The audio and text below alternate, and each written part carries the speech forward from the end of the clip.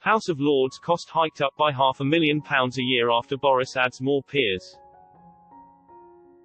Boris Johnson's latest expansion of the House of Lords will cost taxpayers an extra £500,000 a year, campaigners have warned tonight.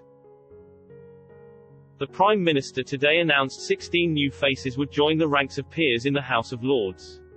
The new nominations to the already bloated chamber mean there will be 841 members of the Lords, considerably more than the 650 in the House of Commons.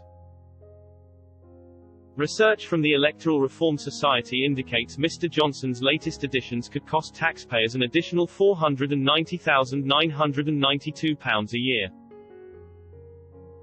Lords are able to claim allowances as well as tax-free expenses. Peers can receive as much as £323 tax-free a day for the rest of their lives for simply turning up at Parliament.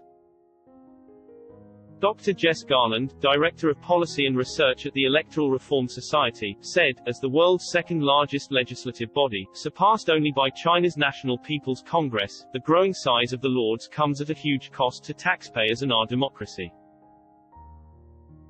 Voters are tired of being taken for a ride. It's time to move to a much smaller, fairly elected chamber. The expansion of the number of peers also angered the Lord Speaker, who publicly spoke out to criticize the Prime Minister.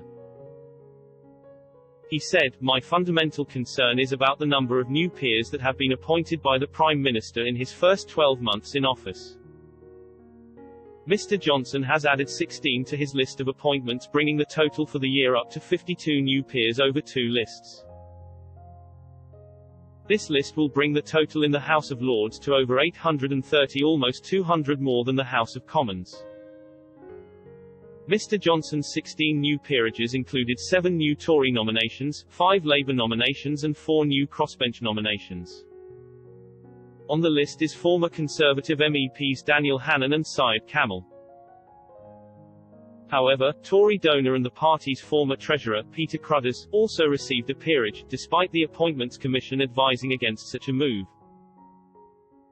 Mr. Johnson defended his pick in a letter to the Commission's chair, rejecting historic concerns raised about Mr. Crudders relating to allegations that he offered access to then Prime Minister David Cameron in exchange for donations.